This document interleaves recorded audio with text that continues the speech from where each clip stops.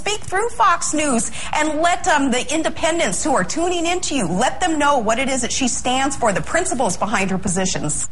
It used to be that new candidates were advised to brush up on the issues so they could handle questions from anyone, even tough questions. The idea behind that was that it prepared you also for actually governing. But now the advice to candidates is only to talk to sympathetic reporters. We need to start now by electing strong leaders who aren't afraid to shake it up. We need strong, principled leaders, public servants who respect our Constitution. We need clarity. We deserve answers, so we don't ask the same questions tomorrow. Good night, Lauren. Since Tuesday's election results became clear, there's been one really big, but also really easy question looming over all discussions of American politics in this election's aftermath. It is a very big question, but it is an easy one to answer. The question is this: will there be any policy made in D.C. now at all? Will there be any legislation passed in Washington over the next 2 years? Or does the 2012 presidential campaign begin immediately now that the midterms are over? It is a big question, but one that is easily answered. This is our movement. This is our moment. This is our morning in America.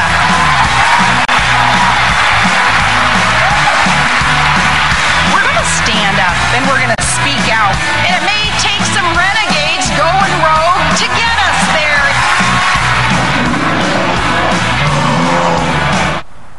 I guess the first 2012 presidential campaign has just run.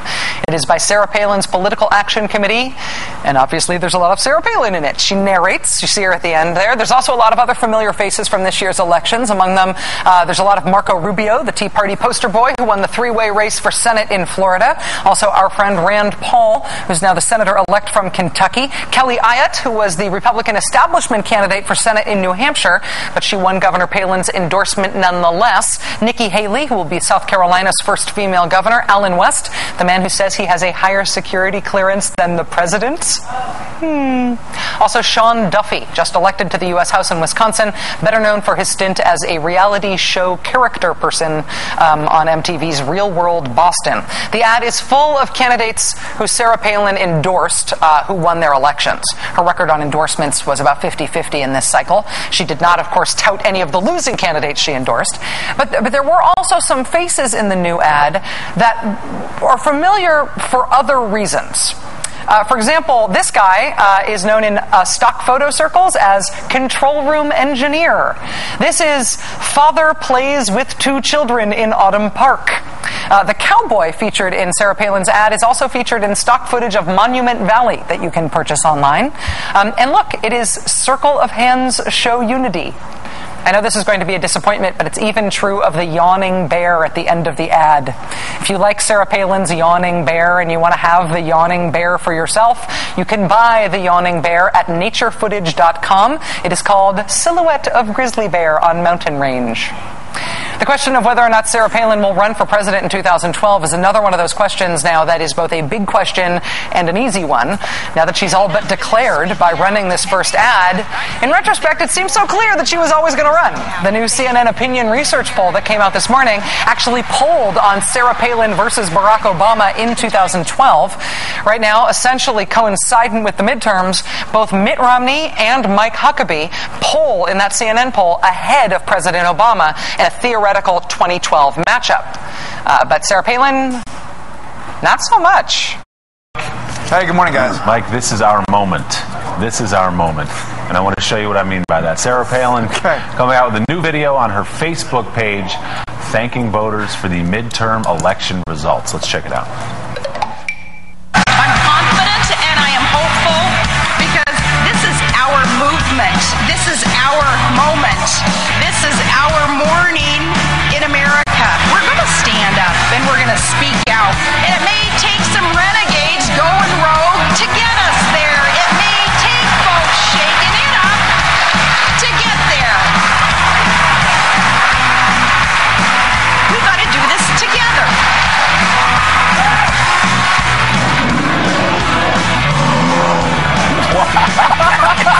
Wait, no, she didn't. Oh my God. That was that from, a bear? Sarah Pack, Mike Allen. We had a grizzly bear and a man chopping wood.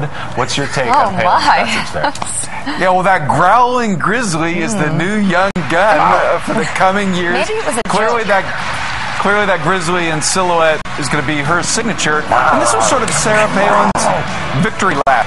All the candidates you saw interspersed with your lumberjack and your Mount Rushmore are candidates that Sarah Palin endorsed who won on Tuesday. So you have the governor of South Carolina, and Nikki Haley. You have the New Mexico governor. So this is her chance to remind Republicans that she supported these people early. And you have that line in there, this is our morning in America.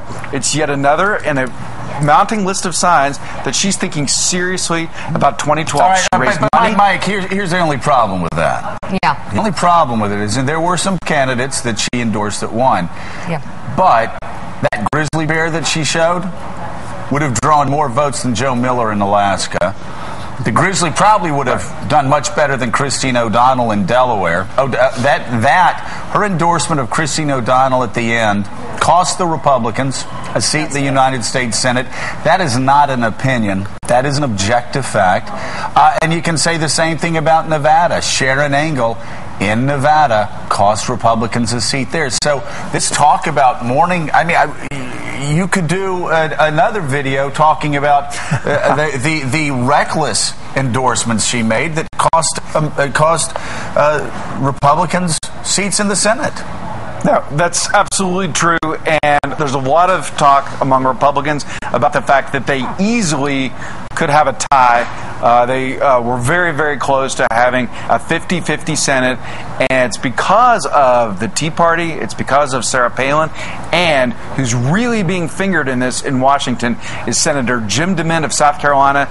Yesterday, our reporters talked to a number of sitting senators who were very unhappy about the fact that Senator DeMint had made last-minute endorsements, including Christine O'Donnell in Delaware, that may have cost that 50-50 And tie. I'm not just picking on Sarah Palin here, because if Sarah Palin, I'm glad she got out, and everybody has a right to get out and get engaged, so I salute her for doing that. But if you're going to go out and brag about all the great things that you did the day after your candidate lost in your home state where you were the governor, I know they're doing a recount, but her candidate lost or is losing in Alaska to somebody that did a write-in candidacy at the end. That is as humiliating of a loss as even Sarah Palin's worst critic could imagine. Right, and when you add it up and when you realize that majority or a tie was within reach for Republicans, now you and I have talked about the fact that Senate Republicans are just as happy not to have that majority. They look at 2012, they look at how many Democrats are going to be in the crosshairs then, and they think they can get a real majority 2 years from now. All right, Mike Allen, thanks so much. Joe, a quote you'll like in the Politico piece from Lindsey Graham. Candidates matter. It was a good night for Republicans, but it could have been a better one. We left some on the table. If you think what happened in Delaware is a win for the Republican Party, then we don't have a snowball's chance to win the White House. Exactly. If that's how people are thinking, they don't understand what it takes to build a national party. You wrote about this in the Daily Beat. We did, but to get just back to Palin for one moment, don't you think that one of the problems that her candidates, her grizzlies, didn't all rise up on their hind legs as she said they would, is because she was so careless, in a sense, in the choice of who she endorsed. It's a bit like her own record, where she thinks that a lack of intellectual content is okay. It actually isn't okay. And as you saw with Engel, she turned out to be a wacky candidate, and she said she spent that entire Harry Reid campaign saying that he should be retired, but this candidate couldn't do it. Listen, there is no doubt that given stronger candidates, no doubt in the world, Republicans would have won Delaware. Yeah. They had the guy.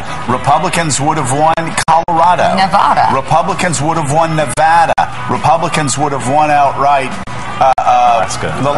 That is 4 seats. Yeah. 4 seats that would have put them in charge.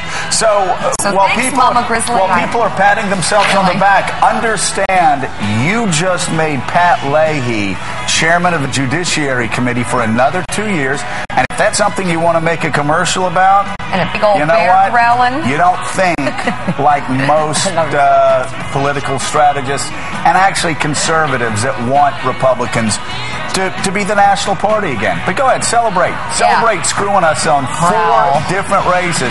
Be proud of yourself. Way to go. That bear's Put gonna that get one shot. on Facebook. We have a great scorecard on the beast. The Tea Party American movement is going to grow. On November 3rd, November 2nd isn't the end of this. It's the beginning of this, the reawakening of America and understanding what our foundation is and how America was built and how it became prosperous and generous and safe. And now we need to build upon that. She's extra sassy these days, too, because she's winning. All her mama Grizzlies are winning. And they're busting through that glass ceiling. And the mama Grizzlies are going to Washington, and they're going to flip your picnic table, Dave. You know what I noticed on Fox News last night, though, is on Fox News, they address her as Governor Palin, which is like calling me Dairy Queen employee. I was once, but I quit. That's right. There is that point there that somehow Sarah Palin forgets. Oh, well. Suppose Senator John Doe puts forth a constitutional amendment that would outlaw abortion, even in cases of rape or incest, and he asked you to attend the announcement and support him in that. Would you do it? I would. Yes, a proposal like that, I would stand by it. Let's be completely clear about the facts here. There is no place in the world and no time in history where restricting women's reproductive rights makes a people or a nation more free or more equal.